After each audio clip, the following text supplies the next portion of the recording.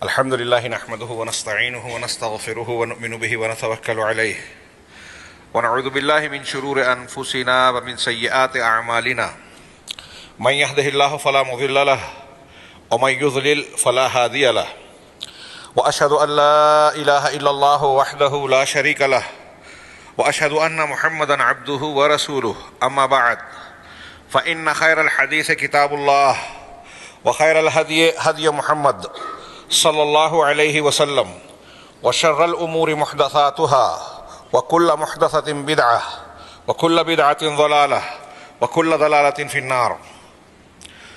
اعوذ باللہ من الشیطان الرجیم. بسم اللہ الرحمن الرحیم. یا ایہا الذین آمنوا اطیعوا اللہ واطیعوا الرسول یا ایہا الذین آمنوا اطیعوا اللہ واطیعوا الرسول واولی الامر منکم. محترم حاضرین، آج کے ماحول میں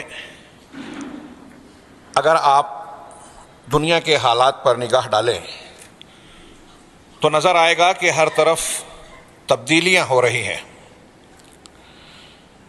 تبدیلیاں کئی طرح کی ہو رہی ہیں، افکار میں، اطوار میں، حکومت کے طریقوں میں، سیاسیات میں، اقتصادیات میں، ہر میدان میں. اس کی ایک وجہ یہ ہے کہ دنیا کے مختلف افکار، ازم، طرز حکومت اپنے اندر اپنی بے بسی اور ناکامیوں کو محسوس کر رہے ہیں. وہ تجربات ان کے بتا رہے ہیں کہ انسانیت کے مسائل کو حل کرنے میں وہ ناکام ہیں. ایک طرف ہم اگر یہ دیکھتے ہیں تو دوسری طرف یہ بھی نظر آتا ہے کہ گزشتہ دنوں کچھ ایسے حالات اور واقعات پیش آئے عالمی منظرنامے میں، جیسے کورونا اور لاک ڈاؤن، جس نے پوری دنیا کو اپنی لپیٹ میں لیا. ایسے میں جہاں ایک طرف الحادی اور بے دینی فکر نے اپنا کام کیا، وہیں الحاد کی طرف مائل ایک بڑے طبقے نے اس بات پر سر جوڑ کر گفتگو کی، نقاش اور محاورات کیے کہ ان حالات میں محسوس ہوتا ہے کہ یہ کائنات بغیر مالک کے، بغیر نظام چلانے والے مدبر کے نہیں چل رہی ہے. اس کا کوئی مالک ہے، مدبر ہے. یہ ان لوگوں کی بات بتا رہا ہوں جو منکرین خدا، منکرین حدیث اور دانشوری کے نام پر اقلیت پسندی کی طرف مائل تھے. ان کے یہاں یہ بحث چھڑی کہ اس کائنات کا رب ہے، واقعی کوئی چلانے والا ہے. انسان بے بس ہے، انسان کا اپنا قانون اور قاعدہ نہیں چلتا. قرآن کی بیان میں الا لہ الخلق والامر، وہ سن لو، مخلوق بھی اسی کی ہے اور حکم بھی اسی کا نافذ ہو رہا ہے. یعنی یہ کائنات جس نے بنائی ہے، نظام بھی اسی کا چل رہا ہے. اس حقیقت کی طرف وہ مائل ہوئے اور ایسے بہت سارے معاملات، مسائل، الجھنوں کا حل جب انہوں نے دیکھا کہ اہل اسلام کے پاس قرآن مجید اور جناب محمد رسول اللہ صلی اللہ علیہ وسلم کی تعلیمات کی شکل میں موجود ہے، تو ایک بہت بڑا طبقہ لوگوں کے بیان کے مطابق دین کی طرف مائل ہوا. جہاں ایک پس منظر اور ایک رخ ہم یہ دیکھ رہے ہیں، وہیں دوسری طرف ہمیں یہ بھی نظر آتا ہے کہ اسلام اور حق کے مخالفین، اعدائے دین، اپنی سرگرمیوں میں پہلے کی طرح مصروف ہیں اور تیز سے تیز تر ہوتے جا رہے ہیں. یہ دونوں حالات اگر غور سے دیکھا جائے اور ایک خاص طور سے ایک مسلمان مومن بندہ، خیر امت کا ایک فرد اپنی منصبی ذمہ داری کی نگاہ سے جب دیکھتا ہے تو اسے نظر آتا ہے کہ دعوت و اصلاح کا انتہائی سنہرا موقع آج دنیا میں پایا جاتا ہے. شاید اس سے پہلے اتنا بہتر مخالفت کے ماحول کے باوجود، جہاں ہر ذریعہ، میڈیا کا ہو، حکومت کا ہو، کوئی بھی ذریعہ ہو، اسلام کے خلاف تمام ذرائع کو استعمال کیا جا رہا ہے، وہیں دوسری طرف اگر آپ دیکھیں تو انسانیت کے مسائل بڑھتے ہوئے اور مختلف قسم کی ناکامیاں لوگوں کو جھنجھوڑ رہی ہیں. اور ایسے لوگ جب اسلام اور اسلامی تعلیمات کی طرف نگاہ ڈالتے ہیں تو انہیں امید کی جھلک نظر آتی ہے. اس تناظر میں یہ کہہ سکتا ہوں کہ دعوت و تبلیغ کا اس سے سنہرا موقع شاید اس سے پہلے نہ آیا ہو. لیکن اب خود جب ہم دعوت و تبلیغ اور اسلامی دعوت کی طرف نگاہ اٹھاتے ہیں تو ایک سوال اور بہت بڑا سوال، سنگین سوال ہمارے سامنے ہوتا ہے کہ اسلامی دعوت اپنے صحیح خد و خال کے ساتھ کیا دنیا کے سامنے موجود ہے؟ دنیا کو جس دعوت، خالص دعوت، اللہ تبارک و تعالیٰ کے نازل شدہ خالص دین کی ضرورت ہے، جس میں انسانیت کے تمام دکھوں اور دردوں کا درد کا علاج ہے، کیا وہ خالص دعوت اپنی صاف شفاف شکل میں ہم لوگوں کے سامنے پیش کر پا رہے ہیں؟ مسلمانوں کا، امت مسلمہ اپنے اس فریضے کو کما حقہ ادا کر رہی ہے؟ تو ہمیں صاف صریح اور چیختا ہوا جواب ملتا ہے کہ نہیں۔ دعوت کا موقع سنہرا ہے، زمین زرخیز ہے، زمین ہمارے لیے تیار ہے، لیکن دعات اور دعوت اسلامی اپنی صحیح شکل و صورت میں اس طاقت کے ساتھ موجود نہیں ہے جو جس کی ضرورت ہے۔ اس میں کوئی شک نہیں کہ جناب محمد رسول اللہ صلی اللہ علیہ وسلم کی پیشین گوئی، اللہ کے وعدوں کے مطابق دین حق قیامت تک زندہ رہنے والا ہے، ایک طائفہ حق کا قیامت تک موجود رہنے والا ہے، جو قرآن و سنت اور خالص دین کی نہ صرف آبیاری کرے گا بلکہ اس کی دعوت کو زندہ رکھے گا۔ لیکن دنیا کو جس طاقت کے ساتھ اس دعوت کی آج ضرورت ہے، اہل دعوت حق اس کو پورا نہیں کر پا رہے ہیں۔ کیوں نہیں کر پا رہے ہیں؟ اس کے مختلف اسباب ہیں۔ ہماری دعوت کا چہرہ ہی بگڑا ہوا ہے۔ مسلمان امت کی نمائندگی کرنے والے بہت سارے طبقات خالص دین کی بجائے منحرف دین کے حامل بن گئے۔ اہل سنت، نبی کریم صلی اللہ علیہ وسلم نے بتایا تھا کہ میری امت میں 73 فرقے ہوں گے، نجات پانے والا وہ ہوگا جو اللہ کے نبی اور صحابہ کے طریقے پر ہے، سنت والا، نبی کے طریقے والا، جماعت والا، صحابہ اور سلف کے طریقے والا، اہل السنہ والجماعہ جو ہوگا وہ نجات پانے والا یعنی صحیح دین کا حامل ہوگا۔ لیکن آج ہر طرف امت مسلمہ کی شکل میں اہل السنہ کی بجائے اہل البدع نظر آتے ہیں، اور اسلامی دعوت کے چہرے کو بگاڑنے والے، اسلامی دعوت کو مقبولیت کی بجائے بدنامی دینے والی ایک بہت بڑی نمایاں شکل و صورت موجودہ دور کی خارجیت ہے۔ خارجیت کا جب میں نے نام لیا تو آپ سوچ سکتے ہوں گے، سوال اٹھتا ہے کہ خارجیت کسے کہتے ہیں؟ بہت سارے لوگ شاید ناواقف ہو، خطبہ جمعہ میں تحقیقی خطابات کا موقع نہیں ہوتا، اشارے کیے جا سکتے ہیں۔ اسلامی تاریخ میں سب سے پہلے پیدا ہونے والا بدعتی فرقہ بقول شیخ الاسلام علامہ ابن تیمیہ رحمہ اللہ، خوارج وہ سب سے پہلا گروہ ہے جس نے مسلمانوں کو گناہوں اور خطاؤں کی بنیاد پر کافر قرار دینے کی بدعت ایجاد کی۔ یہ اسلام کی تاریخ میں پہلی بدعت تھی کہ گناہ کا ارتکاب کرنے پر ایک مسلمان کو کافر قرار دیا اور اس بنیاد پر اس کے جان و مال کو حلال قرار لیا، اس کے قتل کرنے کو جائز بنا لیا۔ خوارج کے بعد تفصیل کا موقع نہیں ہے، صرف اشارہ، یہی بیماری روافظ میں آئی۔ خوارج اور روافظ کے بعد قدریہ، معتزلہ نے یہ بیماری اختیار کی اور خود کلمہ گو افراد میں بہت سارے ایک دوسرے کو کفر کا فتویٰ دینا شروع کیا۔ بعض علماء سلف نے لکھا کہ جتنے بدعتی گروہ ہیں انہوں نے اپنے اپنے طور پر کچھ اصول بنائے، دین کو اس کو دین کی پہچان بنا لیا اور ان اصولوں کو لوگوں پر لاگو کرنا فرض قرار دیا۔ جس نے اس اصول کو قبول نہیں کیا، ان کی بدعت کو اختیار نہیں کیا، یہ اس کو کفر کا فتویٰ دیتے ہیں۔ یہاں تک کہ ایک مجلس میں اگر 7-8 لوگ اکٹھا ہوئے، باہم بات کی، اٹھ کر جب چلے گئے تو ایک دوسرے پر تکفیری حکم لگانا شروع کر دیا۔ یہ سلسلہ چلتا رہا اور اس سلسلے نے مسلمانوں کو داخلی طور پر بڑا نقصان پہنچایا، اسلامی دعوت کے چہرے کو، مسلمانوں کے چہروں کو بڑا داغدار بنایا۔ مختلف فتنے حضرت عثمان غنی سے لے کر آج تک، وہ القاعدہ کی شکل میں ہو یا انتہا پسند مسلم تنظیموں کی شکل میں ہو، جتنے بھی آپ کو فرقے ملیں گے وہ خارجیت کی اس فکر سے کسی نہ کسی شکل میں متاثر ملیں گے۔ یہ فتنہ آگے بڑھتا گیا اور آج کے زمانے میں اس نے اپنے اثرات کو اتنا پھیلا دیا کہ وہ دعات جو خالص اسلام کے داعی کہلاتے ہیں وہ بھی ان کے اثرات سے آج محفوظ نہیں رہے۔ میں اکثر اس موضوع کے خطابات میں کہتا رہتا ہوں کہ خارجی فکر نے موجودہ دور کا جو سیاسی ایک پروپیگنڈا ہے، جمہوریت اور سیکولرزم کے نام پر، جہاں جمہوریت کے نام پر ہر شخص اپنی خود رائے کا شکار نظر آتا ہے، ووٹ کے نام پر کہ ہر شخص رائے دے سکتا ہے، وہ صاحب علم ہو یا کوئی سوجھ بوجھ سے محروم شخص ہو، ہر ایک کی رائے برابر ہے اور یہاں آزادی اظہار رائے کے نام پر میڈیا کو جو آزادی ملی ہے اس آزادی نے آوارگی اختیار کر لی ہے. نتیجہ یہ نکلا کہ ہر شخص کوئی کسی کی سننے کے لیے تیار نہیں. جناب محمد رسول اللہ صلی اللہ علیہ وسلم نے ایک روایت میں طبرانی کی جسے علامہ البانی نے حسن کہا ہے, اس میں 3 ہلاک کر دینے والی چیزوں کا ذکر کیا ہے. اس میں ایک یہ ہے کہ اعجاب المرء بنفسہ, آدمی کا اپنے آپ پر فریفتہ ہونا, خود پسندی, اپنی رائے کو رائے سمجھنا, دوسروں کی رائے قبول نہ کرنا. خارجیت کے تعلق سے جو میں نے ہلکا سا تعارف کیا, جنہوں نے حضرت علی, حضرت عثمان, حضرت معاویہ اور ان کے مقرر کیے ہوئے صفین کے واقعے میں جو تحکیم کا ذکر ہوا, دونوں کی طرف سے مصالحت کی بات ہوئی, ان میں شامل تمام صحابہ کرام کو کافر قرار دیا اور ان کو قابل گردن زدنی, قتل کے لائق بنایا.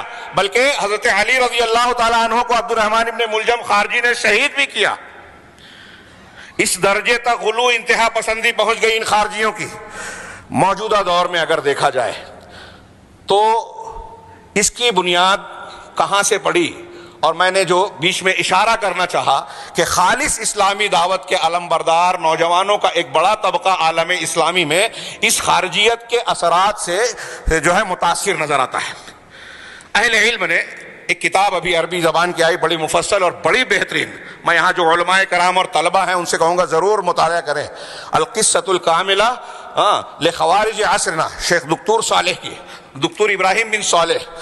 ان کی کتاب میں انہوں نے بڑا زبردست تجزیہ کیا اور بتایا کہ ہندوستان کے عالم ابو الاعلیٰ مودودی رحمہ اللہ نے 1939-40 میں اپنی پہلی کتاب اسلام کا سیاسی نظریہ اور پھر اس کے بعد جو ہے قرآن کی 4 بنیادی اصطلاحیں لکھی. یہاں موقع نہیں ہے کہ میں ان کی عبارتیں پیش کروں, اس کا حاصل یہ ہے قرآن کی 4 بنیادی اصطلاحیں. یہ کتاب پڑھیے, مختصر سی, لیکن ان کا دعویٰ یہ ہے کہ قرآن کے مضامین کا خلاصہ اور 4 جو اصطلاحات کا ذکر کیا ہے اس پر پورے قرآن کی گردش ہوتی ہے, اس کے مضامین کی گردش ہوتی ہے, اور وہ خلاصہ ہے اسلامی دعوت کا. لیکن انہوں نے جو تفسیر تشریح کی ہے اس میں تمام سلف, اللہ کے نبی صلی اللہ علیہ وسلم, صحابہ, تابعین, تبع تابعین, پوری اسلامی تاریخ کے معتبر مفسرین کی تفاسیر سے انحراف کیا. رب, دین, الہ اور یہ ایسے 4 اصطلاحات کی انہوں نے تشریح کی. عبادت, ہاں, انہوں نے رب کا معنی کیا صاحب توحید ربوبیت کے لا الہ الا اللہ کی تفسیر کرتے ہوئے ان کا توحید الحاکمیہ, حاکمیت کے معنی میں توحید کے معنی کو محدود کر دیا اور کلمہ شہادت لا الہ الا اللہ کے معنی ہی کو انتہائی محدود کر کے یوں کہنا چاہیے کہ تحریف کر دی. دین کا معنی ریاست, ہاں, رب صاحب قوت, اختیار, اقتدار والا. لا الہ الا اللہ کا معنی بدل دیا. نمرود, فرعون, ان لوگوں کے بارے میں کہا کہ نمرود جو ہے ربوبیت کا دعویٰ نہیں کرتا تھا. ربوبیت اس معنی میں جو پالنہار, پروردگار, لوگوں کی حاجت پوری کرنے والی ذات, کفیل کے معنی میں ہو. انہوں نے ذکر کیا کہ 4-5 معنی ہے ربوبیت کے, اس میں ایک معنی یہ ہے کہ بادشاہ ہو, رئیس ہو, قوم کا بڑا اور سردار ہو, جس کی طرف لوگ رجوع کرتے ہوں. نمرود اور فرعون اس معنی میں اپنے آپ کو رب کہتے تھے, ورنہ ربوبیت کا جھگڑا نہیں تھا. اصل جھگڑا یہ تھا کہ وہ اپنے قوانین کو, اپنے جو ہے دستور کو لوگوں کو منوانا چاہتے تھے کہ ٹھیک ہے اللہ نے کائنات کو پیدا کیا لیکن رب اعلیٰ میں ہوں. فرعون کہتا تھا اس اعتبار سے کہ میں اس مصر کا حاکم اور بادشاہ ہوں, میرے قوانین اور احکامات چلیں گے, معاملات میں, سیاسیات میں, لین دین میں, ان میں اللہ کا قانون نہیں چلے گا. یہ شرک تھا ان کا. مولانا ابو الاعلیٰ مودودی صاحب نے یہ تفصیل بیان کی اور اس سلسلے میں میرے ہاتھ میں جو کاغذات ہیں اس میں ان کی بہت ساری عبارتیں ہیں, لیکن وقت اس کی گنجائش نہیں دیتا کہ میں ان عبارتوں کو پیش کروں. لیکن حاصل کلام کے طور پر شیخ ابراہیم نے یہ بیان کیا کہ مولانا مودودی صاحب کی کتابوں کا استقراء کیا جائے تو اس سے 3 نتائج جو برآمد ہوتے ہیں. انہوں نے جو بدعت ایجاد کی اور ایسی تفسیر کی جو تمام پچھلے مفسرین سے ہٹ کر ہے.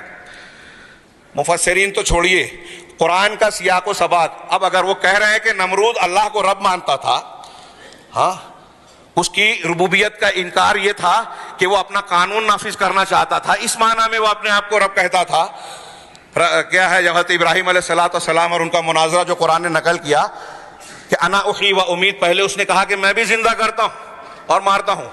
سیدنا ابراہیم علیہ السلام نے کہا تھا کہ میرا رب وہ ہے جو زندگی اور موت دیتا ہے, تو کہا میں بھی زندہ کرتا ہوں, موت دیتا ہوں. تو سیدنا ابراہیم نے کیا کہا کہ فإن اللہ یأتی بالشمس من المشرق فأت بها من المغرب. تو اگر تیرا ایسا دعویٰ ہے ربوبیت میں تو اپنے آپ کو اللہ کا شریک یا اس کا برابر یا اس کے مقابل بیان کر رہا ہے، تو میرا پروردگار اللہ وہ ہے جو سورج کو مشرق سے طلوع کرتا ہے، تو مغرب سے لا کر بتا دے. فبہت الذی کفر. تو کہنا یہ چاہیے کہ مولانا مودودی صاحب رحمہ اللہ کو قرآن کا جو تشریح وہ کر رہے ہیں نمرود کے جس فکر کا، وہ سیدنا ابراہیم علیہ السلام بھی نہیں سمجھے تھے، اور تو اور نعوذ باللہ اللہ بھی نہیں سمجھا کہ حضرت ابراہیم علیہ السلام سورج کے مغرب سے نکالنے کا وہ مطالبہ کر رہے ہیں جس کا تعلق قانون سے نہیں ہے، نظام کائنات سے ہے نا. مودودی صاحب کہہ رہے ہیں کہ نظام کائنات والی ربوبیت کے بارے میں نمرود کا عقیدہ بگڑا ہوا نہیں تھا، لیکن حضرت ابراہیم کا سوال بتا رہا ہے کہ حضرت ابراہیم اس کی اسی بات کا رد کرنے کے لیے کہہ رہے ہیں کہ سورج کو مغرب سے نکال کر بتا، اور وہ مبہوت ہو گیا.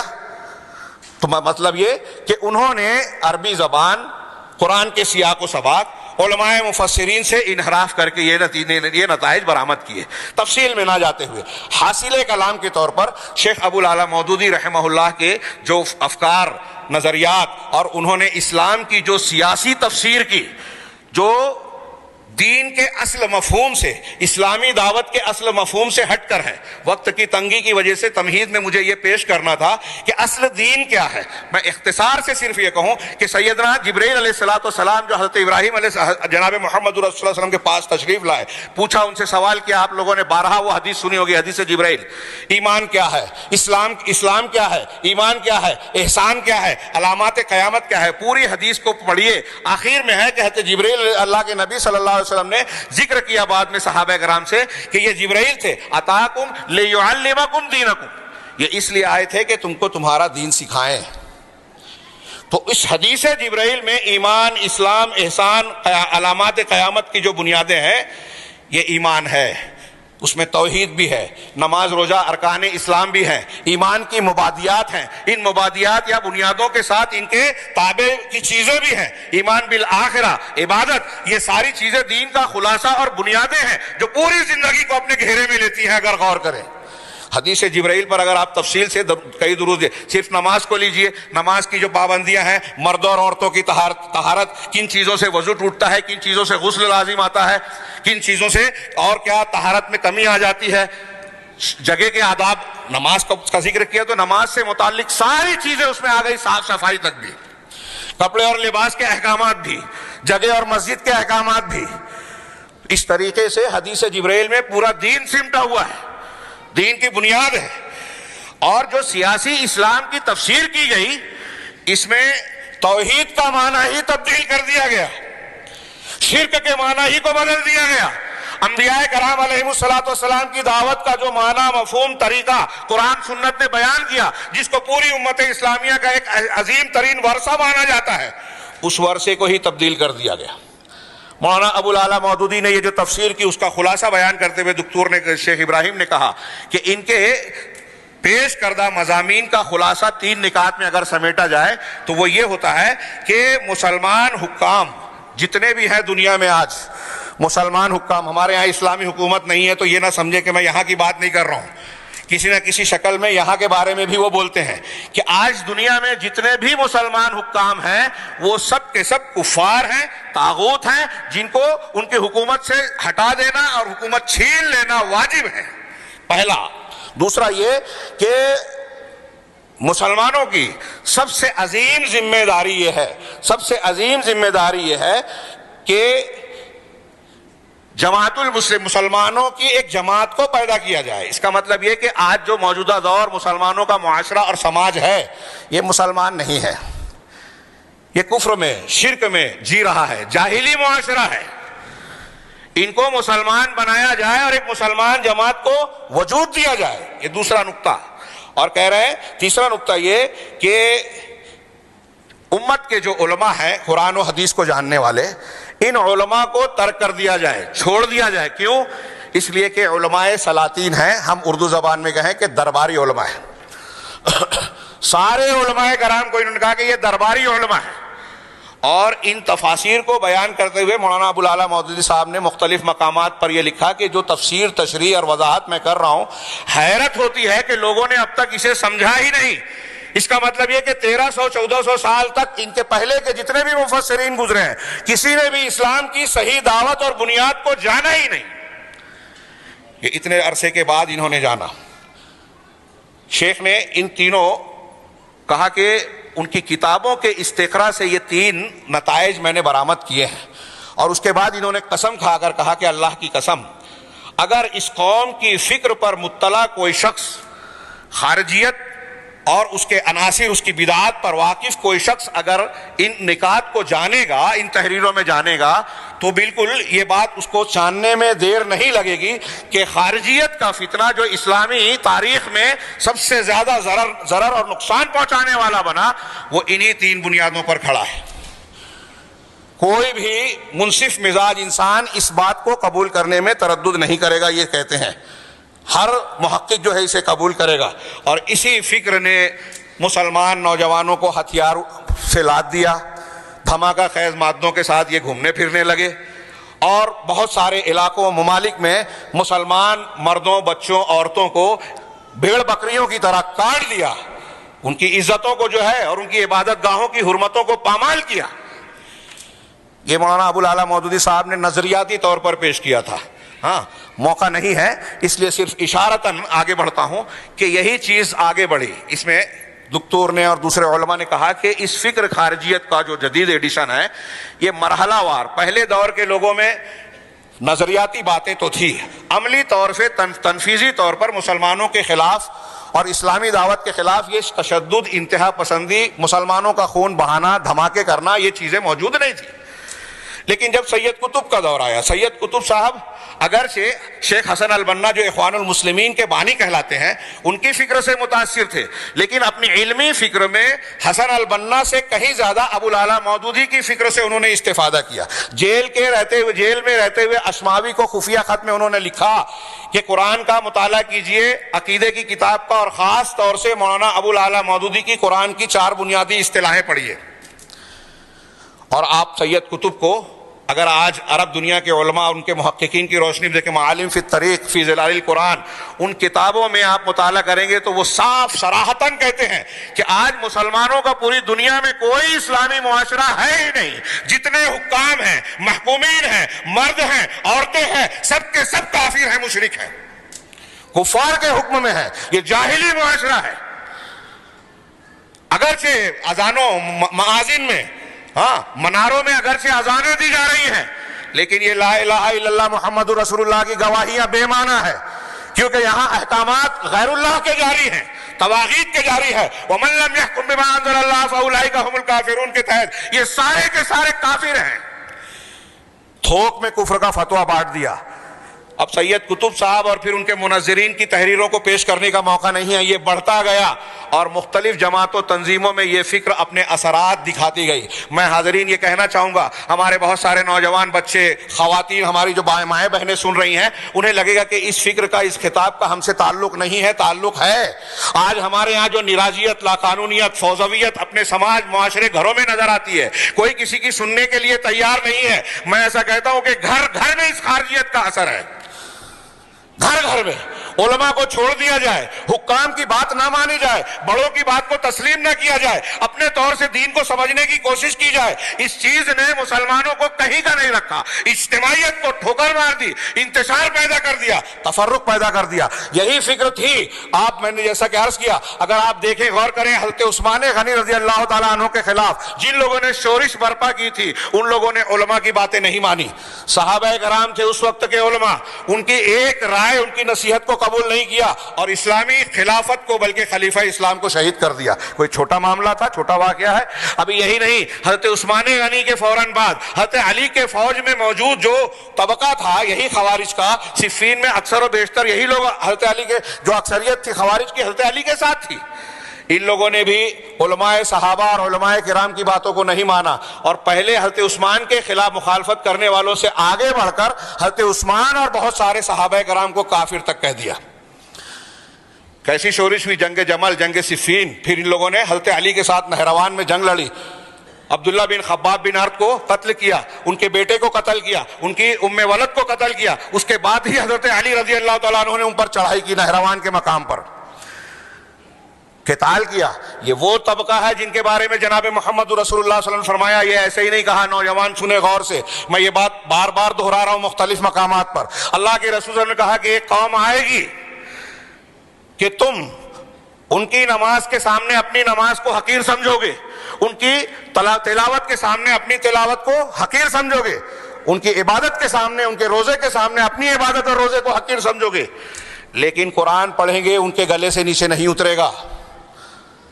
یخرجون من الدین کما یمرقون من الدین کما یمرق السهم من الرمیہ، وہ دین سے ایسے نکل جائیں گے جیسے تیر شکار کو چھید کر آر پار ہو جاتا ہے اور اس پر کوئی نشان بھی نہیں رہتا۔ مختلف روایتیں ہیں، آپ نے ان کے بارے میں کہا کہ اگر وہ تمہیں مل جائیں تو ان کو قتل کرنا۔ میں یہ روایت کے الفاظ نقل کر کے کہتا ہوں آج کل جگہ جگہ کہ ہمارے ہاں نوجوان تھوڑی دیر کے لیے غور کیجئے کہ کسی کو اتنی نماز پڑھتا ہوا دیکھیں کہ وہ ہماری نماز کم دکھے، ہماری عبادت تلاوت اس کے مقابلے میں کم دکھے، تو آج کے ماحول میں ہم کیا کریں گے؟ لائک کریں گے، ہاں فالوورز بن جائیں گے، متاثر ہو جائیں گے۔ یہ تعلیم دیتی ہے خاص طور سے نوجوان میری اس بات کو اچھی طرح دماغ میں رکھیں اور اس پر تحقیق کریں کہ نبی کریم صلی اللہ علیہ وسلم کا یہ ارشاد اور ایسی بہت ساری احادیث ہمیں بتاتی ہیں کہ کسی کی ظاہری شکل و صورت اور عبادت اور ریاضت کو دیکھ کر دھوکہ نہیں کھانا ہے۔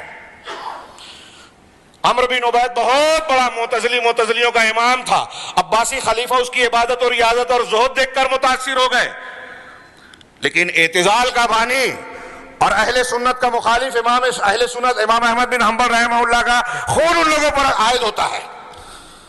یہ عبد الرحمن بن ملجم جس نے حضرت علی کو شہید کیا تھا، بہت دیندار تھا، قرآن کا اچھا پڑھنے والا تھا، نیک تھا، اور اتنا زیادہ تھا کہ حضرت علی کے قتل کو اس نے نیکی سمجھنے کے بعد کہا کہ مجھے آسان موت مت دینا، میرے جسم کے ایک ایک ٹکڑے کو کاٹنا تاکہ زیادہ تکلیف ہو، زیادہ ثواب ملے۔ نماز خوب پڑھ رہے ہیں، روزہ خوب رکھ رہے ہیں، تو ظاہری شکل و صورت سے نہیں، منہج دیکھا جائے، عقیدہ دیکھا جائے۔ یہ دین کے نام پر قتل کیے گئے، دین کے نام پر، اور اس چیز نے پوری اسلامی دعوت کو، اسلامی امت کے چہرے کو بگاڑ کر رکھ دیا۔ جناب محمد رسول اللہ صلی اللہ علیہ وسلم یہ معلوم ہو جانے کے باوجود کہ عبداللہ بن ابی بن سلول راس المنافقین ہے، لوگوں نے اجازت مانگی کہ قتل کی اجازت دے، تو عمر فاروق نے کہا نہیں، میں نہیں چاہتا کہ دنیا کے لوگ یہ کہیں کہ محمد اپنے ساتھیوں کو قتل کرتے ہیں، اسلام بدنام نہ ہو۔ اور ان لوگوں نے آج اسلام کو میڈیا میں ایک کھلونا بنا کر رکھ دیا، ان خارجی فیوت لوگوں نے۔ آج اسلام کے ساتھ جو دہشت گردی، انتہا پسندی کے الزامات لگے ہوئے ہیں، اعدائے اسلام نے ان خارجیوں کو استعمال کیا ہے۔ اگر آپ غور کریں گے تو موجودہ دور کے خارجی، رافضی، تحریکی، یہ آپس میں ملے ہوئے یہود نصارہ کے ایجنٹ نظر آئیں گے، ان کا ساتھ دیتے ہیں، اور یہود و نصارہ کے ساتھ مل کر میڈیا میں اہل حق اور اہل خالص سلفی دعوت والوں کو بدنام کرتے ہیں۔ ایک لمبا چکر ہے، ان تمام کا ذکر جو ہے خطبہ جمعہ میں ممکن نہیں ہے، ہمارا سلسلہ وار درس چل رہا ہے ہفتوں سے مالیگاؤں میں، اسے ضرور سنیں اگر جو کوئی تفصیل چاہتا ہے، اور ابھی بہت کچھ باقی ہے۔ میں عرض یہ کرنا چاہتا ہوں کہ اس حضرت عثمان غنی کا میں ذکر کر رہا تھا، خوارج کے بعد پھر جو ہے حضرت علی کے دور میں واقعہ حرہ ہوا مدینہ پر، جو یزید کی فوج نے حملہ کیا، آج اسلامی تاریخ کا ایک داغ مانا جاتا ہے، مختلف فی مسئلہ مانا جاتا ہے، لیکن آپ غور کیجئے کہ اہل مدینہ نے یزید کی بیعت کو جب توڑا تو اس وقت مدینہ میں موجود صحابہ کرام اور علماء نے ان کو سمجھانے کی کوشش کی۔ حضرت عبداللہ ابن عمر، نعمان بن بشیر رضی اللہ عنہما اور دوسرے متعدد صحابہ، تابعین میں سعید بن مسیب تھے، وہ سمجھاتے رہے کہ یہ بیعت نہ توڑو، نہیں مانا علماء کی باتوں کو۔ نتیجہ کیا نکلا؟ واقعہ کربلا کے وقت علماء کی باتوں کو نہیں تسلیم کیا گیا۔ آگے آپ جتنے بھی فتنے دیکھیں گے جو مسلمان، ابن محلہ، ابن اشعث، ان واقعات کا آپ کو علم نہ ہو سکتا ہے بہت سارے لوگوں کا، لیکن موقع بھی نہیں ہے کہ میں اس پر روشنی ڈالوں۔ ایسے جتنے واقعات ہیں آج بھی آپ دیکھ لیجئے۔ میں نے ابھی الہاس نگر کے خطاب میں کہا کہ آج ہمارے مسلمان نوجوان جو بڑی تعداد میں گزشتہ سالوں میں قید و بند کا شکار ہوئے، مختلف الزامات کے تحت گھیرے گئے، اس میں ایک بڑی تعداد بے قصوروں کی ہے، ہم مانتے ہیں، لیکن میں ایسا کہتا ہوں کہ اگر وہ علماء سے جڑے ہوتے، بڑوں کو اور اسلامی آداب کا لحاظ رکھا ہوتا، تو ان میں سے 80% یا اس سے زیادہ آج جیل قید و بند میں نہیں ہوتے۔ یہ ان کا انحراف تھا، اسلامی دعوت کو نہ سمجھنے کا نتیجہ تھا۔ وقت زیادہ نہیں ہے، مضمون بہت طویل ہے، ان تمام چیزوں کا کی سب سے بڑی وجہ جو ہے، اگر آپ غور کریں تو میں اس کم وقت میں کوئی ایک نقطے کو بیان کرنا چاہتا ہوں، وہ یہ ہے کہ علماء اور اہل علم سے صحیح علم، صحیح منہج سے انحراف ان سارے فتنوں کا جو ہے کی وجہ ہے، اور اسلامی دعوت کے چہرے کو بگاڑنے کی وجہ ہے۔ اس نے اسلام کو داخلی اور خارجی دونوں طور پر مخدوش کر دیا، بگاڑ دیا۔ اگر یہ داغ دھبے، یہ انحرافات ہمارے ہٹ جائیں، خاص طور سے ہمارے نوجوان صحیح خالص اسلامی دعوت کے منہج کو سمجھ لیں اور اس راستے پر کام کرنے لگے جو صحیح طریقہ ہے، تو آج دنیا کا نقشہ پھر سے بدل جائے گا۔ ہمارے بہت سارے مخالفین ہمارے دوست اور بھائی بن جائیں گے، اسلام کی دعوت کو انشاءاللہ قبول کریں گے۔ لیکن یہ کیسے ہوگا؟ میں نے عرض کیا کہ خارجیت کا اثر اسلامی دعوت پر آج سب سے زیادہ شدید ہے، اور بعض علماء نے لکھا کہ عقائد کے بگاڑ میں رافضیت اور صوفیت نے سب سے زیادہ اثر ڈالا ہے مسلمانوں پر، عقیدہ خراب کرنے میں، شرک اور بدعات میں، وحدت الوجود اور دوسرے عقیدے میں۔ لیکن اسلامی امت کو بکھیرنے میں، اسلامی دعوت کو بدنام کرنے میں، مسلمانوں کو آپس میں لڑانے میں جس فکر نے سب سے زیادہ نقصان پہنچایا ہے پوری اسلامی تاریخ میں، اور آج بھی پہنچا رہی ہے، وہ ہے خارجی فکر۔ یہ نام نہ صحیح لیکن وہ فکر آج بھی موجود ہے، تحریکیت کی شکل میں، اخوان المسلمین کی شکل میں، اور ان کے موافقین، ان کے ہم مشرب ہم فکر جو القاعدہ یا دوسری داعش کی تنظیموں کی شکل میں پائے جاتے ہیں، سب خارجی فکر کے داعی ہیں، علم بردار ہیں۔ اس کی بنیادی وجہ کیا ہے؟ اللہ کے نبی صلی اللہ علیہ وسلم کے فرمان کے مطابق میں اشارہ کروں، اعجاب المرء بنفسی، اور علاج کیا ہے؟ اپنی رائے، خود پسندی، میری بات مانو، اس سے نکل کر اہل علم، علماء بارزین کی طرف رجوع کیا جائے۔ اب یہاں کچھ مسائل پیدا ہوتے ہیں کہ کون سے علماء، کن کو مانا جائے؟ علماء تو بہت سارے ہیں، یہ بہت اہم مسئلہ ہے کہ دین کے معاملات میں علماء کی طرف رجوع کیا جائے، اور علماء میں یہ تمیز کی جائے کہ کون سا عالم سلیم منہج والا، صحیح عقیدے والا، صحیح فکر والا ہے، اور خاص طور سے فتویٰ دینے کے لائق کون ہے۔ آج ہمارے ہاں یہ بھی ایک بڑی یہ خارجیت کا اثر ہے کہ ایرا غیرہ نتھو خیرہ جسے دیکھیں دین کے معاملے میں لب کشائی کر رہا ہے، احکامات بیان کر رہا ہے۔ کوئی عام جو مسائل ہیں اس میں فتویٰ دینا کوئی چھوٹی موٹی بات نہیں ہے۔ سلف کے اگر میں منہج کو بیان کروں تو وقت نہیں اجازت دے رہا ہے۔ کتنا احتیاط ہے۔ طلاق کے مسئلے میں امام احمد بن حنبل رحمہ اللہ ابو عبیدہ کی طرف لوگوں کو پھیرتے تھے۔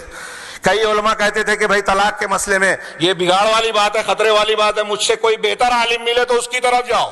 نکاح اور طلاق کے فروعی مسائل تو چھوٹی کہلاتے ہیں، ان مسائل میں جہاں کفر اور شرک کا، توحید اور شرک کا مسئلہ ہے، جہاں کسی کی جان مال کے حلال ہونے کی بات ہے، مسلمانوں پر پیش آنے والے فتنوں کے معاملات ہیں، یہ معاملات طلاق، نکاح اور فروعی احکامات سے کہیں زیادہ اہم ہیں۔ جہاد کا مسئلہ، ہاں، مسلمانوں کے قتل کا اور حملے کا مسئلہ چھوٹا موٹا معاملہ نہیں ہے، یہ عام علماء کا بھی کام نہیں ہے۔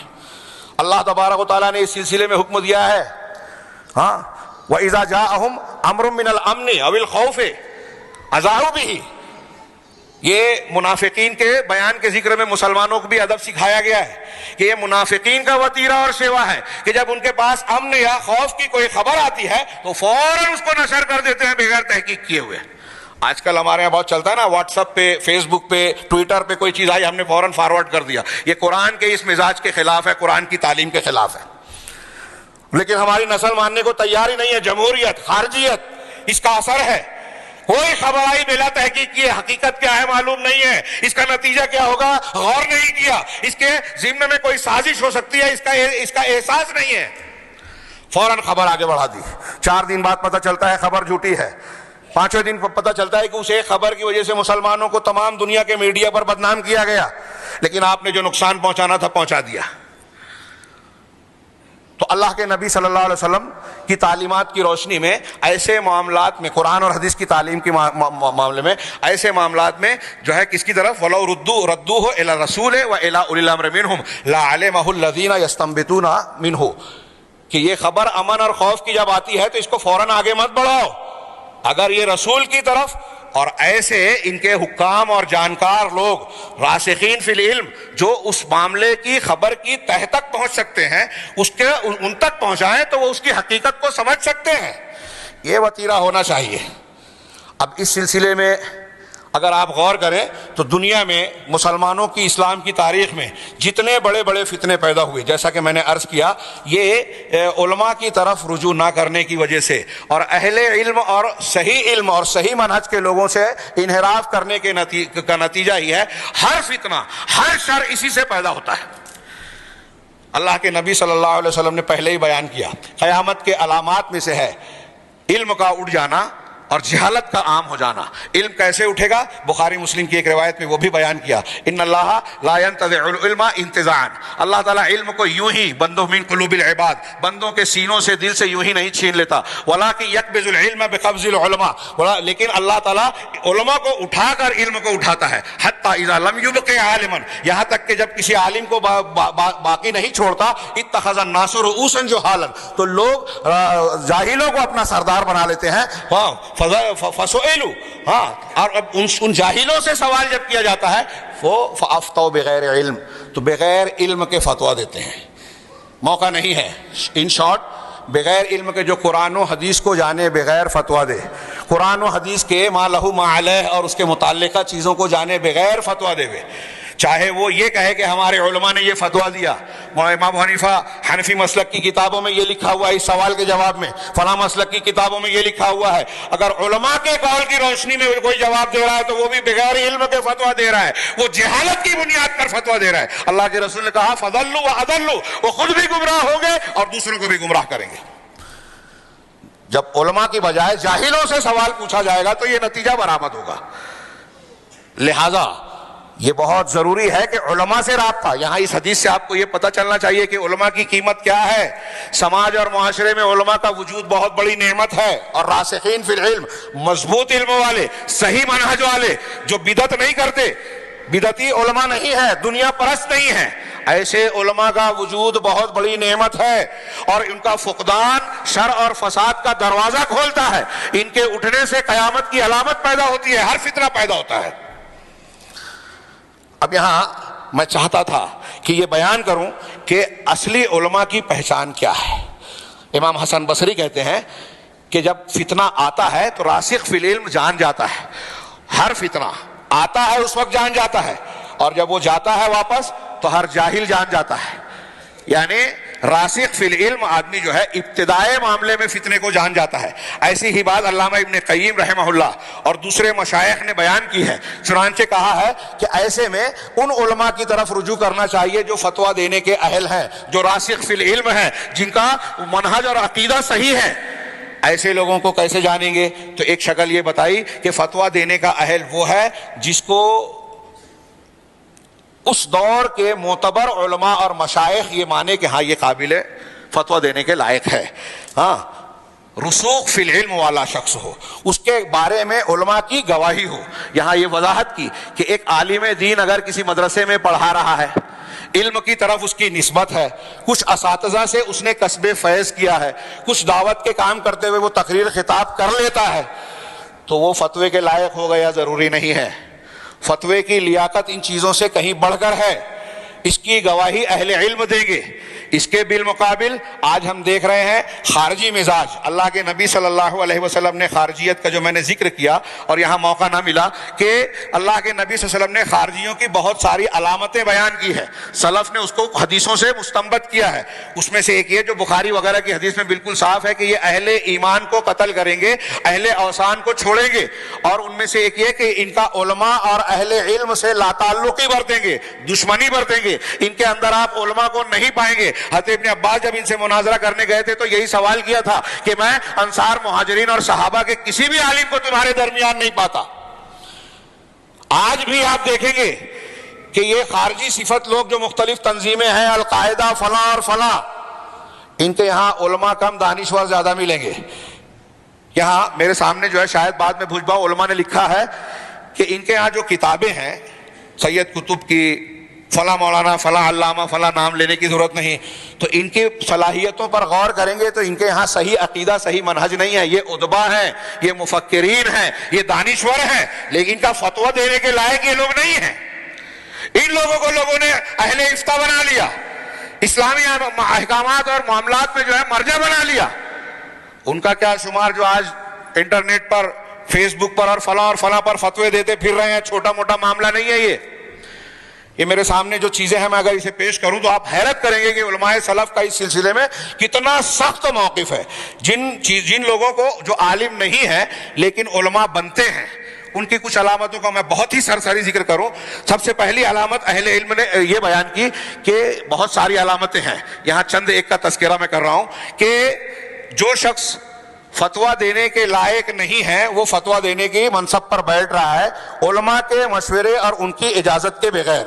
اس سے پتہ چلتا ہے کہ وہ دین کے سلسلے میں کتنا جرأت مند ہے. نتیجے میں وہ جو ہے بہت ساری فتنوں اور بلاؤں کو ہوا دیتا ہے, جبکہ اہل علم صحابہ سے لے کر آج تک مختلف صحابہ کرام کا اور سلف کا یہ طریقہ رہا ہے کہ مسائل کو ان کے اہل کی طرف لوٹایا جائے, اور سوال اگر ان سے پوچھا جا رہا ہے تو وہ اپنے آپ کو بچاتے تھے. اس لیے نہیں کہ علم چھپانا چاہتے تھے, اس لیے کہ اس ذمہ داری کی گہرائی کو سمجھتے تھے اور یہ سوچتے تھے کہ اگر ہم نے غلط فتویٰ دے دیا تو پھر یہ معاملہ جو ہے ہمارے خلاف جائے گا. اللہ کے نبی اللہ کے یہاں قرآن کی وہی آیت انہوں نے پیش کی, وَإِذَا جَاءَهُمْ أَمْرٌ مِّنَ الْخَوْفِ من الامن او الخوف عذاؤوا به ولو ردوه الى الرسول والى اولي الامر منهم لعلمه الذين يستنبطونه منهم. کہ اگر ان کے پاس کوئی امن کا یا خوف کا کی خبر آتی ہے تو فوراً اس کو پھیلا دیتے ہیں, فارورڈ کر دیتے ہیں. ہاں اگر وہ اسے رسول کی طرف لوٹائیں یا اولو الامر کی طرف جو علم میں راسخ ہیں, معاملے کی تہ تک پہنچنے والے ہیں, تو اس کی حقیقت کو وہ اچھی طرح جان جائیں گے جو اس کی تہ تک پہنچنے والے ہیں. ہاں یہ ایسا حکم ہے جو اللہ تبارک و تعالیٰ نے مسلمانوں کو دیا ہے کہ اگر کوئی معاملہ آئے تو فوراً اس کو آگے نہ بڑھائے. آج کل سوشل میڈیا کا جو دور ہے ہمارے نوجوان اس کو نوٹ کریں کہ اللہ تعالیٰ یہ کہہ رہا ہے کوئی بھی خبر آ جائے تو بغیر تحقیق کے کیا اس کی حقیقت ہے, کیا اس کے نتائج ہوں گے, اس کے ضمن میں کیا کیا مقاصد ہو سکتے ہیں, انہیں جانے بغیر آگے نہ بڑھایا جائے. ان لوگوں کی طرف لوٹایا جائے جو ہمارے یہاں قابل احترام اور جانکار لوگ ہیں. ہاں اس سلسلے میں انہوں نے کچھ اقوال نقل کیے. شیخ خطیب بغدادی کا قول نقل کیا کہ ربیہ کو روتے ہوئے دیکھا, پوچھا کیا بات ہے, تو کہا بہت بڑی کیا کوئی مصیبت آ گئی. کہا مصیبت یہ آئی ہے کہ آج کل ان لوگوں سے فتویٰ پوچھا جاتا ہے جو فتویٰ دینے کے لائق نہیں ہے. اور پھر انہوں نے کہا کہ مسلمان حاکم کا یہ کام ہے, خطیب بغدادی کہتے ہیں کہ مسلمان حکام کا کام ہے کہ اپنے مفتیوں کے حالات کا جائزہ لے, جو مفتی فتویٰ دینے کے لائق نہیں ہے اسے اس سے روکا جائے, اس کو دھمکی دی جائے اور باز نہ آئے تو سزا دی جائے, اور جو لائق ہے اس کو برقرار رکھا جائے. امام مالک رحمہ اللہ کہتے ہیں کہ کسی بھی شخص کو جو مسجد میں آتا ہے حدیث بیان کرنے کے کیا ہے کہ جو شخص یہ چاہتا ہے کہ میں مسجد میں آتا ہوں اور بیٹھ کر یہاں حدیث بیان کروں, فتویٰ دوں, اسے اس بات کا حق نہیں ہے, یہاں تک کہ اہل علم, اہل صلاح اور مسجد کے جو اہل ذمہ داران اہل علم ہے ان کی طرف رجوع کر کے ان سے اجازت نہ لے لے, ان سے یہ گواہی نہ لے لے کہ میں فتویٰ دینے کے لائق ہوں, حدیث بیان کرنے کے لائق ہوں. امام مالک کہتے ہیں جب تک 70 مشائخ نے میرے بارے میں مجھ کو یہ نہیں اجازت دی کہ آپ فتویٰ دینے کے لائق ہیں, میں نے فتویٰ نہیں دیا. ہاں میں نے کسی سوال کا جواب نہیں دیا. امام شاطبی رحمہ اللہ جو کہتے ہیں کہ یہ اہل علم کی پہچان ہے کہ وہ فتویٰ دینے کے سلسلے میں تحمل برتتے ہیں, اپنے آپ کو چھوٹا سمجھتے ہیں, دوسروں کی طرف پھیر دیتے ہیں, اور اس کے بالمقابل اہل بدعت اس سلسلے میں جلد بازی کرتے ہیں. دوسری علامت ایک بیان کرنا چاہتا ہوں کہ علماء کوئی مصیبت اور تکلیف آتی ہے, پریشانی آتی ہے, تو یہ جاہل لوگ, خارجیت کی فکر سے متاثر لوگ جو آج کے ماحول میں آپ دیکھ سکتے ہیں کہ اہل علم, اہل فضل, جماعتوں کے ذمہ داران اگر کوئی بیان دے رہے ہیں, کوئی معاملہ بیان کر رہے ہیں, تو یہ چھوٹے لوگ ان کی مخالفت کرتے ہیں. ارے نہیں, انہیں کیا سمجھتا ہے.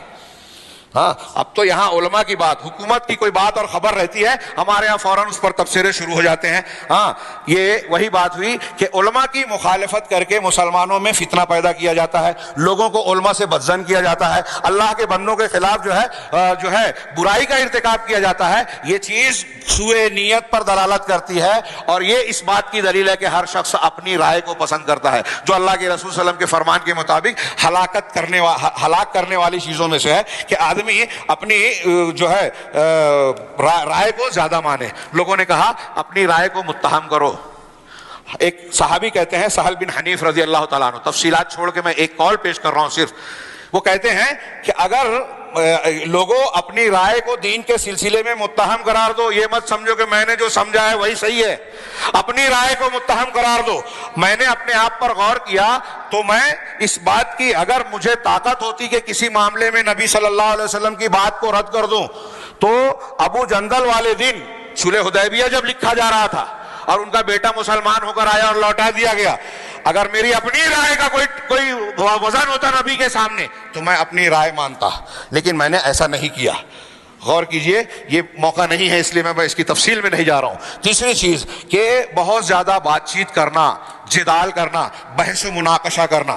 اس سلسلے میں جو تفصیلات پیش کی شیخ حماد کہتے ہیں کہ اگر تم کسی انسان کو دیکھو کہ خوب نقاش, بحث, سوال جواب کرتا ہے, باریکیاں کھنگالتا ہے اور عمل میں کم نظر آتا ہے, تو جان جاؤ کہ وہ ٹیڑھے دل والا ہے, اس کے یہاں انحراف پایا جاتا ہے, وہ اہل سنت کی بجائے اہل بدعت کی طرف مائل ہے. اور یہ چیز آج ہمارے یہاں بہت نظر آتی ہے. تقریر کرنے والے, بیان دینے والے بہت ہیں, لمبی لمبی باتیں کرنے والے ہم جیسے بہت ہیں, عمل کرنے والے, مخلصین, دین اور امت کے لیے قربانیاں دینے والے, اپنے مفاد کو قربان کر کے اجتماعی مفاد کو ترجیح دینے والے بہت کم نظر آتے ہیں. اس سلسلے میں اللہ امام مالک کا قول نقل کیا کہ علم اور حکمت نور ہے جسے اللہ تبارک و تعالیٰ جس کے دل میں چاہتا ہے ڈال دیتا ہے, یہ کثرت مسائل سے نہیں آتی.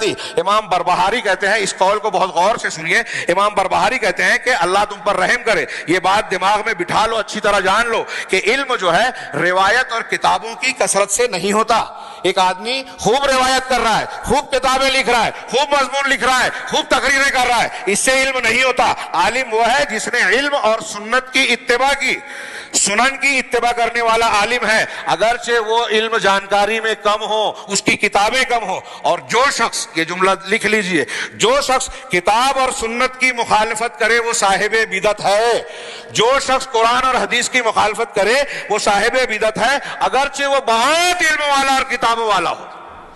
آج ہمارے ہاں کچھ لوگ لمبی لمبی بات کرنے والے کہ ان کے فیس بک پر, ٹویٹر پر اتنے فالوورز ہیں, اتنے لائکرز ہیں, لاکھوں لوگوں نے ان کو لائک کیا ہے, اتنا کہ تو ہمارا نوجوان متاثر ہو جاتا ہے. خارجیت سے متعلق حدیث اور یہ سلف کے یہ اقوال اپنے سامنے رکھیے کہ یہ سب چیزیں متاثر کرنے والی نہیں ہے, دیکھنے والی چیز یہ ہے کہ وہ صاحب سنت ہے یا نہیں ہے.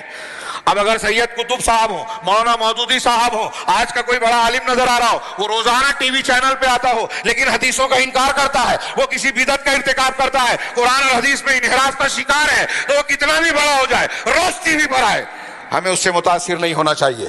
منہج دیکھیے, آج بہت بڑا فتنہ یہی ہے کہ نوجوان اس گلیمر کو دیکھ کر اہل علم جو سادے نظر آتے ہیں, بوریا نشی نظر آتے ہیں, ان کو چھوڑ کر وہ ٹائی اور کوٹ والا ٹی وی چینل پہ آ رہا ہے تو اس سے متاثر ہوتے ہیں کہ اسلام کی جدید رہنمائی اور نمائندگی کرنے والے یہ حضرات ہیں. علامہ ابن رجب کہتے ہیں کہ آج بہت سارے متاخرین اس فطرے میں مبتلا ہو گئے ہیں کہ کوئی شخص اگر بہت زیادہ کلام والا نظر آتا ہے کہ اس کا جدال, کلام, تقریر, کتاب, مسائل بہت بیان کرتا ہے تو وہ سمجھتے ہیں کہ یہ زیادہ علم والا ہے. شیخ علامہ ابن رجب کہتے ہیں کہ یہ جہالت محض ہے, خالص جہالت ہے. دیکھو اکابر صحابہ, ابو بکر صدیق, عمر فاروق, عثمان غنی, عثمان ابن مسعود, زید بن ثابت, یہ لوگ کیسے تھے؟ حضرت ابن عباس رضی اللہ تعالیٰ عنہ کے مقابلے میں ان کا کلام کم ہے, جبکہ ابن عباس کے مقابلے میں یہ زیادہ علم والے ہیں. پھر تابعین کو دیکھو, صحابہ کے مقابلے میں تابعین کا علم کم ہے لیکن تابعین کا کلام ان سے زیادہ ہے. تابعین کا علم تابعین سے کم ہے لیکن ان کا علم جو ہے وہ ان کا کلام ان سے زیادہ ہے. تو آگے نتیجہ کہا کہ علم کثرت روایت اور کثرت مقال سے نہیں ہوتا بلکہ یہ دل کا نور ہے جس کے ذریعے سے حق اور باطل میں انسان کے اندر تمیز آتی ہے کہ سچ کیا ہے, غلط کیا ہے, حق کیا ہے, باطل کیا ہے, سنت کیا ہے, بدعت کیا ہے. چنانچہ ایسی صورت میں وہ صاحب علم جو ہے وہ کم الفاظ میں مختصر میں اپنے مقصود کو ظاہر کرتا ہے. چوتھی علامت, میں بہت بات کو سمیٹ رہا ہوں, تھوڑی سی زیادتی ہو رہی ہے, اس کے لیے معافی چاہوں گا, کہ کسی بھی خبر کے آنے کے بعد فوراً اس پر تبصرہ کرنا, سرعت کلام, ہاں, اس کی حیثیت اور اس کی صحت کو جانے بغیر. آج کے موجودہ ماحول میں, سوشل میڈیا کے دور میں یہ نقطہ بہت اہمیت کا حامل ہے. خاص طور سے ہم دیکھتے ہیں کہ آپ دیکھیے کہ جو اہل حق ہیں ان کے خلاف عالمی طور سے سازش رچی جاتی ہے. یہود نصارہ, میڈیا ان کے ہاتھ میں ہے, وہ ایک خبر اڑاتے ہیں.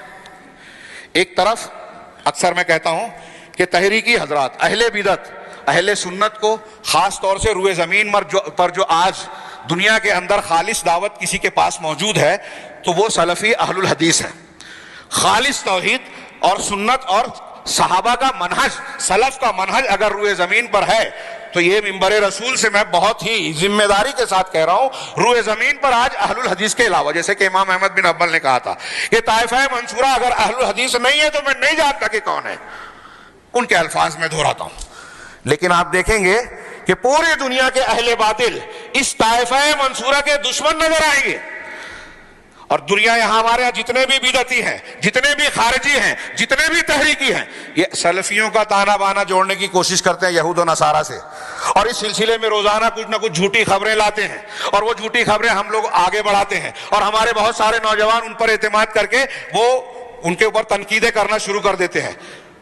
اگر خبر صحیح ہے اور باتیں غلط ہے تو ٹھیک ہے، قابل مذمت ہیں، لیکن اصلاح کا یہ طریقہ نہیں ہے. جماعت میں، اجتماعیت میں آپ علماء کی برائیاں کرتے پھریں، فیس بک پر، ٹویٹر پر، واٹس ایپ پر یہ سب چیزیں ڈالیں. ایک حدیث قرآن کی ایک دلیل بیان بتا دیجئے کہ یہ دین کا طریقہ ہے. اگر میرے اندر واقعی خرابی ہے تو آپ اس کو واٹس ایپ پہ اس کو وائرل کریں. یہ کون سا طریقہ ہے دین کا؟ اس کا طریقہ کیا ہے؟ اصلاح کرنا. کس انداز میں؟ وہ ہم جانتے ہیں. سعودی عرب نے کوئی غلطی کی، سعودی عرب کی خدمات کو نظر انداز کیا جاتا ہے، اس کو چھپایا جاتا ہے. کیوں؟ آج روئے زمین پر توحید اگر کہیں ہے تو ملک کے طور پر کسی حکومت کے پاس تو سعودی عرب کے پاس ہے. یہ کہتے ہوئے بھی لوگ کچھ ہمارے ہاں شرماتے ہیں. واحد ملک ہے جہاں دستور قرآن و حدیث دستور کی حیثیت رکھتا ہے. ایران نے صرف اعلان کر دیا چھوٹا موٹا، پوری جماعت اسلامی آج تک اس کے فیور میں، پہلے کھل کر اب چھپ کر.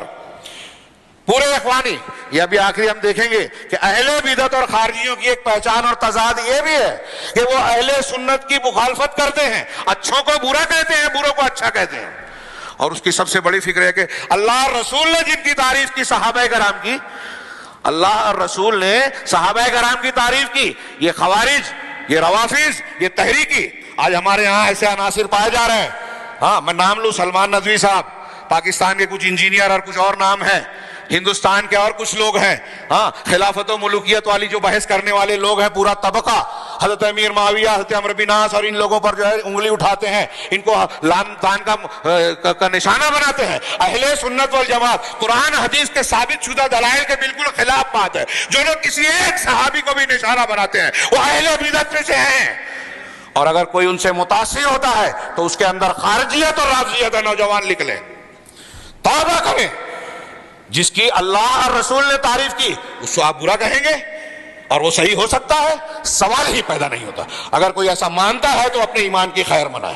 تو یہاں یہ بیان کیا انہوں نے کہ اگر کوئی بات آپ کے پاس آتی ہے تو خبر کی تحقیق کر لیں. اس آیت کو وَإِذَا جَاءَهُمْ أَمْرٌ مِّنَ الْأَمْنِ وَالْخَوْفِ والی نقل کر کے شیخ سعدی، علامہ عبد الرحمن بن ناصر السعدی کی تفسیر نقل کی کہ اس میں اس بات کی تلقین ہے کہ مسلمان جلد بازی اور امور کے سلسلے میں تیزی نہ دکھائیں کہ کسی بات کو سنتے ہی اس کو آگے بڑھا دیں، بلکہ کسی بھی معاملے میں اچھی طرح غور و فکر کریں. اس پر کسی صاحب معاملہ، صاحب فکر سے کلام اور سمجھ لے میں اس میں غور و فکر کرنے کے بعد یہ دیکھیں کہ اس کے کس معاملے میں اس کو پھیلانے میں مصلحت ہے، کہاں کیا اس کے تعلق سے خاموشی اختیار کرنے میں مصلحت ہے، یا انسان کے سامنے اسے پیش کیا جائے یا نہ کیا جائے، اس پر خاموشی اختیار کیا جائے. امام عبداللہ ابن مسعود کہتے ہیں کہ عنقریب تمہارے سامنے کچھ مشتبہ امور آئیں گے، ایسی صورت میں تم سنجیدگی، وقار اختیار کرنا، اس لیے کہ آدمی کسی خیر کے معاملے میں، یہ جملہ لکھ لیجئے حضرت عبداللہ بن مسعود کا، خیر کے معاملے میں کسی کا تابع ہو یہ زیادہ بہتر ہے،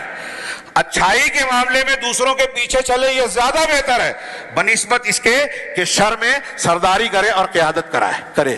یہ اہل علم اور اہل رسوخ کا طریقہ رہا ہے کہ اپنے آپ کو کمتر سمجھتے ہیں اور رفق، ملائمت، سنجیدگی سے کام لیتے ہیں، کسی بھی معاملے میں جلد بازی نہیں. آج ہمارے ہاں کوئی بھی خبر آتی ہے، ہاں اللہ کے نبی صلی اللہ علیہ وسلم نے یہ قرآن نے جو آیت پیش کی، اسی کے سلسلے میں شیخ سعدی کہتے ہیں کہ مسلمانوں کا یہ طریقہ نہیں ہے کہ فوراً اس کو انٹرنیٹ پر، ریڈیو پر یا خطوں میں یا اخبارات میں فوراً کسی بھی خبر کو سنتے ہی شائع کر دیا، بلکہ اس میں اچھی طریقے سے تحمل اور غور و فکر کرنا چاہیے، اور دیکھنا چاہیے کہ جب راسخ فی العلم علم علماء کا اس میں کیا رویہ ہے، اگر وہ خاموش ہے تو ہمیں بھی خاموشی اختیار کرنا چاہیے، ان کی خاموشی کسی نہ کسی معنی پر دلالت کرتی ہے۔ ایک اور علامت آخری میں ذکر کروں کہ یہ جو لوگ عالم نہیں ہیں اور ان کو عالم بنایا جاتا ہے، ان کی ایک علامت یہ ہے کہ ان کے تعلق سے بڑے بڑے القاب اختیار کیے جاتے ہیں اور وہ اس پر راضی رہتے ہیں، فلاں علامہ، محدث، امام۔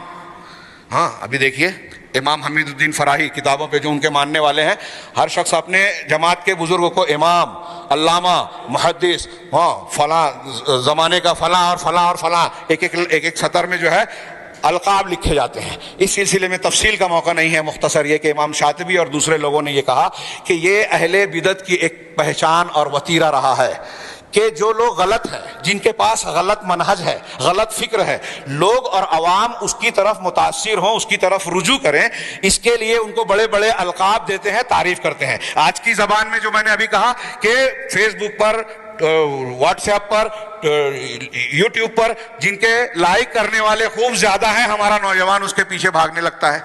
بہت نوجوان کچھ خواتین اور عورتیں بھی متاثر ہو جاتی ہیں کہ ان کو اتنے سننے والے ہیں۔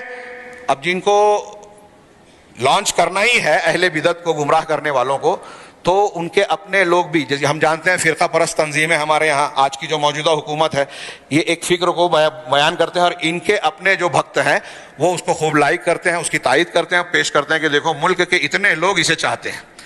ایسے ہی مسلمانوں کو دھوکہ دینے کے لیے وہ لوگ جو منکرین حدیث ہیں، وہ لوگ جو اللہ کے رسول صلی اللہ علیہ وسلم کی شان میں گستاخیاں کرتے ہیں، وہ لوگ جو خارجی فکر کے حامل ہیں، وہ لوگ جو یہود و نصارہ کے کام کو اور ایجنڈے کو آگے بڑھاتے ہیں، وہ لوگ جو مسلمانوں میں یہود و نصارہ کی فکر کو بڑھاتے ہیں کہ حدیثوں کو انکار کرنے، شکوک و شبہات پیدا کرنے، فیشن اور جدیدیت کے نام پر مسلمانوں کو اسلامی دعوت سے پھیرنے کے لیے کام کر رہے ہیں، ان کو خوبصورت بنا کر پیش کرتے ہیں، مقبول بنا کر پیش کرتے ہیں، ان کو ایسی نعمتیں دیتے ہیں جسے دیکھ کر عام نوجوان علماء کے مقابلے میں ان کو سمجھتا ہے کہ ان کے پاس نعمتیں ٹوٹی پڑ رہی ہے۔ یہ علماء کیا ہے؟ ان کو تو سیدھے سے زندگی کی گزارنے کے جو ہے بنیادی ضروریات بھی میسر نہیں ہے، اور یہ کار میں چل رہے ہیں، ان کے پاس بنگلے ہیں، ان کے پاس گلیمر ہے، ان کے پاس فلاں اور فلاں نعمتیں ہیں۔ ان چیزوں سے رجھا کر ایسی چیزوں کو بھی، یہ میں جو بیان کر رہا ہوں یہ ہوائی باتیں نہیں ہیں، یہ الہادی فکر کو عام کرنے کے لیے ہر طرف سے ہمارے خلاف کوشش ہو رہی ہے۔ اس پر کتابیں لکھی گئی ہیں، باقاعدہ اس پر ریسرچ ورک ہوا ہے کہ کہاں سے مسلمان نوجوانوں کو شکار کیا جا رہا ہے۔ انہی میں سے ایک یہ طریقہ بھی ہے کہ ہمارے درمیان جو غلط فکر کے عناصر ہیں، علماء ہیں، یا علماء سے دور کرنے والے جو عناصر ہیں، منکرین حدیث فکر کے ٹیڑے لوگ، غلط منہج والے، ان کو جو ہے بڑے القاب سے پکارا جاتا ہے۔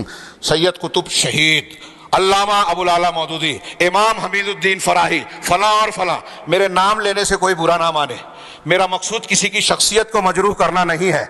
حق اور باطل کو بے نقاب کرنا اہل دعوت حق کا فریضہ ہے، اور اس معاملے میں سچائی کو پیش کرنے کے لیے بعض مرتبہ اس کی ضرورت پیش آتی ہے۔ ہمارے علماء راسخین فی العلم نے لکھا ہے کہ اب اس بات کی ضرورت ہے کہ اگر کوئی منحرف منہج کا آدمی ہے اور لوگ اس کی فکر سے، کتابوں سے متاثر ہوتے ہیں، تو کھول کر بیان کیا جائے تاکہ لوگ اس سے بچے، اس کے بارے میں ہوشیار رہیں۔ یہ چند باتیں میں نے عرض کی ہیں، اگرچہ ہو سکتا ہے بعض حضرات کو یہ لگے کہ کچھ باتیں بے ربط سی نظر آ رہی ہو، لیکن خطبہ جمعہ کے مختصر سے وقت کو ملحوظ رکھتے ہوئے میں نے کئی نکات کو سمیٹنے کی کوشش کی۔ اتوار کے دن ایک اور خطاب ہے، اس میں بھی اسی موضوع سے متعلقہ کچھ باتیں ہوگی۔ آپ حضرات سے گزارش ہے کہ اس میں تشریف لائیں اور اس سے استفادہ کریں، مجھ سے نہ صحیح ان علماء سے جو راسخ فی العلم ہیں۔ اور آج کا یہ موضوع جس پر ہم لوگ ہو سکتا ہے بہت سارے لوگ سوچیں کہ یہ غیر ضروری ہے، لیکن میں ایسا مانتا ہوں کہ اسلامی دعوت اور موجودہ ماحول کے اعتبار سے یہ انتہائی اہمیت کا حامل موضوع ہے۔ اس پر توجہ دینے کی ضرورت ہے، اور اس پر توجہ نہ دینے سے آپ کے اپنے گھر میں آپ کا بیٹا